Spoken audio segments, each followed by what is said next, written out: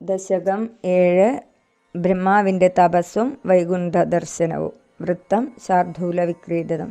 ഏവം ദേവചതുർദശാത്മകജഗദ്രൂപേണ ജാതഃ പുനഃ തസ്യോർധ്വം ഖലു സത്യലോകനിലയേ ജാതോസി ദാതാ സ്വയം യം ശംസന്തി ഹിരണ്യഗർഭമഖില ത്രൈലോക്യജീവാത്മകം യോ ഭോസ്ഫീതരജോ വികാരവികസൻ നാനാസൃക്ഷാരസഃ.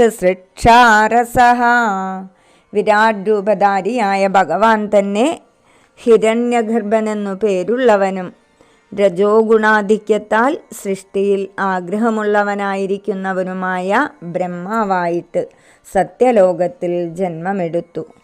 സോയം വിശ്വവിസർഗദത്തഹൃദയഃ സംപശ്യമാനസ്വയം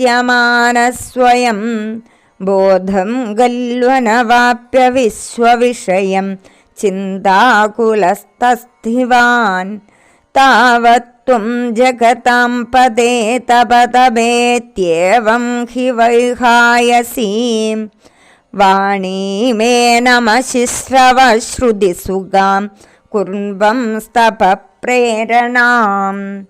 സൃഷ്ടി ചെയ്യുവാനുള്ള ആഗ്രഹമുദിച്ചെങ്കിലും അത് എങ്ങനെ വേണമെന്ന് യാതൊരു ബോധവുമില്ലാതെ ചിന്താകുലനായിരുന്ന ബ്രഹ്മാവിന് കർണമധുരമായൊരു അശരീരി കേൾക്കാൻ സാധിച്ചു. തപസ്സു ചെയ്യൂ, തപസ്സു ചെയ്യൂ എന്നിങ്ങനെയുള്ള ആ അശരീരി വാക്ക് അദ്ദേഹത്തെ തപസ്സു ചെയ്യുവാൻ പ്രേരണ നൽകുവാൻ യോഗ്യമായിരുന്നു.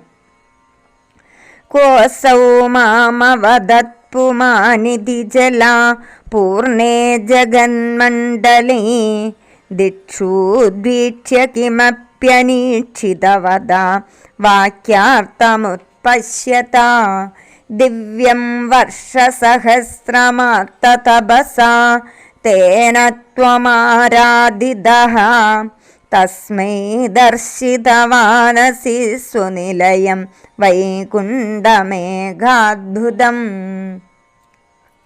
തനിക്ക് തപസ്സു ചെയ്യുവാൻ നിർദ്ദേശം നൽകിയത് ആരെന്നു കണ്ടുപിടിക്കുവാൻ പറ്റിയില്ലെങ്കിലും ആ നിർദ്ദേശത്തെ അനുസരിച്ച് ബ്രഹ്മാവ് 1000 ദിവ്യവത്സരക്കാലം തപസ്സു ചെയ്തു. അനന്തരം അദ്ദേഹത്തിന് സാക്ഷാൽ മഹാവിഷ്ണുവിൻ്റെ വാസസ്ഥാനമായ വൈകുണ്ഠലോകം ദർശിക്കാൻ കഴിഞ്ഞു.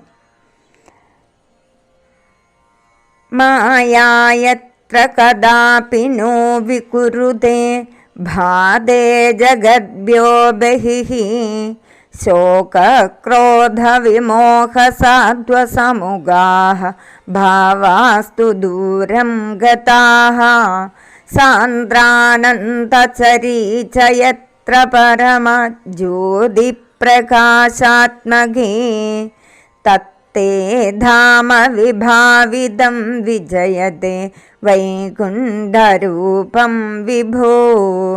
മുൻപറഞ്ഞ 14 ലോകങ്ങൾക്കും പുറത്തായി വിരാജിക്കുന്ന വൈകുണ്ഠലോകത്തിൽ മായയാൽ ഉണ്ടാക്കപ്പെടുന്ന ഭേദബുദ്ധിക്കോ ദുഃഖം, കോപം, മോഹം, ഭയം എന്നീ ഭാവങ്ങൾക്കോ സ്ഥാനമില്ല. അവിടെ എന്നും ആനന്ദത്തിൻ്റെ ധാരമുറിയാത്ത ഒഴുക്കു തന്നെയാണ്. അപ്രകാരമുള്ള ആ ലോകം എന്നെന്നും വിജയിക്കുന്നത്. യസ്മിന്നാമ ചതുർഭുജാ ഹരിമണി ശ്യാമാവദാതത്വിഷു നാനാഭൂഷണരത്നദീപിതദിശു രാജദ്വിമാനാലയാഃ ഭക്തിപ്രാപ്ത തഥാ വിധോന്നതപദാ ദിവ്യന്തി ദിവ്യാജനാഃ തത്തേ ധാമ നിരസ്തസൻവശമലം വൈകുണ്ഠരൂപം ജയേത്. ഭക്തി കൊണ്ട് ഭഗവാന്റെ സാരൂപ്യമുക്തി ലഭിച്ചവരാണ് വൈകുണ്ഠ നിവാസികളായ ദിവ്യജനങ്ങൾ.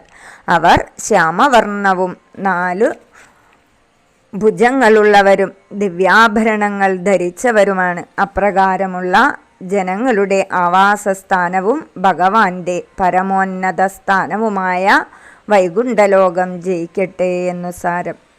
നാനാദിവ്യവധൂജനൈരഭിവൃത വിദ്യുല്ലതാതുല്യയാ വിശ്വോന്മാദനഹൃദ്യഗാത്രലതയാ വിദ്യോദിതാ ശാന്തരാ ത്വത്പാദാംബുജസൗരഭൈകകുതുഘാത് ലക്ഷ്മീ സ്വയം ലക്ഷ്യത്തെ യസ്മിൻ വിസ്മയനീയ ദിവ്യവിഭവ തത്തേ പദം ദേഹി മേ.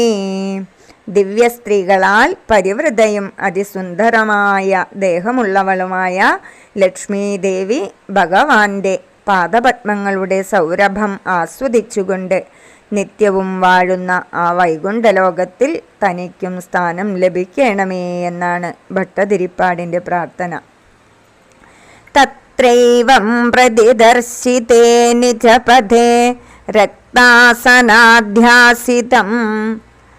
ഭാസ്വത്കോടിലസത്കിരീടകടഘാധ്യാഗൽപദേ പ്രാകൃതി ശ്രീവത്സാംഗിതമാത്തകൗസ്തുഭമണി ഛായാരുണം കാരണം വിശ്വേശാന്തവരൂപമക്ഷതവിധി തത്തേ വിഭോ ഭാതുമേ. ഭഗവാന്റെ ദിവ്യമായ വൈകുണ്ഠലോകത്തിൽ ബ്രഹ്മാവ് കണ്ട ഭഗവത് രൂപത്തെ വർണ്ണിച്ചിരിക്കുകയാണ്. രത്നസിംഹാസനത്തിലിരിക്കുന്നതായും കോടിസൂര്യപ്രഭ ചിന്നുന്ന കിരീടം, വളകൾ എന്നിങ്ങനെയുള്ള ആഭരണങ്ങൾ ധരിച്ചതായും മാറിടത്തിൽ ശ്രീവത്സമെന്ന മറുകും അരുണവർണം വിതറുന്ന കൗസ്തുഭരത്നവും തിളങ്ങുന്നതായുമാണ് സമസ്ത കാരണഭൂതമായ ഭഗവാന്റെ വിഗ്രഹം ബ്രഹ്മാവ് പ്രത്യക്ഷമായി കണ്ടത്.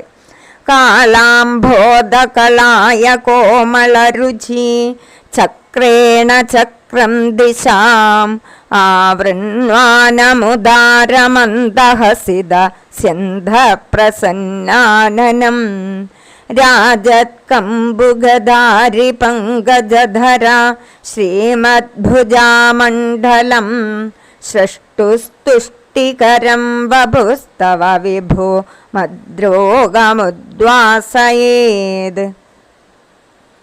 ഭഗവത് രൂപത്തെ തന്നെയാണ് വീണ്ടും വർണ്ണിക്കുന്നത്. കാർമേഘം, കായാംബു എന്നിവയുടെ ശ്യാമളവർണ്ണമാണ് ഭഗവാന്റെ ശരീരത്തിനുള്ളത്. മുഖപങ്കജത്തിൽ നിന്ന് സദാ മന്ദഹാസം ഒഴുകിക്കൊണ്ടിരിക്കും. 4 തൃക്കൈകളിലായി പാഞ്ചജന്യമെന്ന ശംഖും കൗമോദകി എന്ന ഗദയും സുദർശനമെന്ന ചക്രവും താമരപ്പൂവും ധരിച്ചിരിക്കുന്ന ഈ ദിവ്യസ്വരൂപം കണ്ഠമാത്രയിൽ ബ്രഹ്മാവ് ആനന്ദഭരിതനായി ആ ഭഗവത് സ്വരൂപം തൻ്റെ എല്ലാ രോഗങ്ങളും ദൂരീകരിച്ച് ആനന്ദമേകണമേ എന്ന് കവി പ്രാർത്ഥിക്കുന്നു.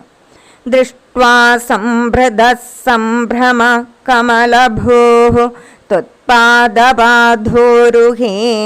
ഹർഷാവേശവശം വധൂനിപതിത പ്രീത്യാകൃതാർത്തി ഭവൻ ജാനാസ്യേവ മനീഷിതം മമ വിഭോ ജ്ഞാനം തദാ പാതയാ ദ്വൈതാദ്വൈതഭവത്സ്വരൂപവരമിത്യാജഷ്ടതം ത്വാം ഭജേ.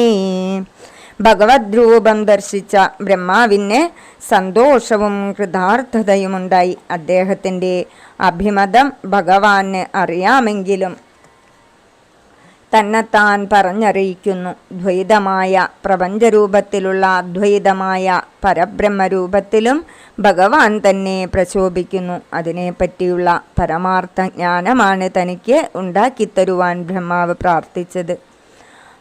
താമ്രേ ചരണേ വിനമ്രമധതം ഹസ്തേന ഹസ്തേ സ്പൃശൻ ബോധസ്തേ ഭവിദാന സർഗവിധിഭിഃ ബന്ധോഭി സംജായത്തെ ഇത്യാഭാഷ്യഗിരം പ്രതോഷ്യ നിതരാം തച്ചിത്തഗൂഢസ്വയം സൃഷ്ടൗ തം സമുദൈരയഃ സ ഭഗവന്നുല്ലാസയോല്ലാഘതാം.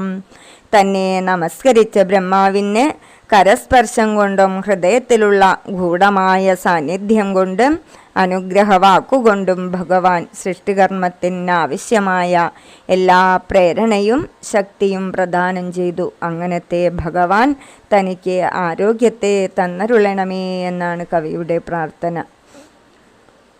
ശ്രീഹരേ നമ. ഗോപികാ ജീവനസ്മരണം ഗോവിന്ദ ഗോവിന്ദ. ശ്രീ ഗുരുവായൂരപ്പ ശരണം.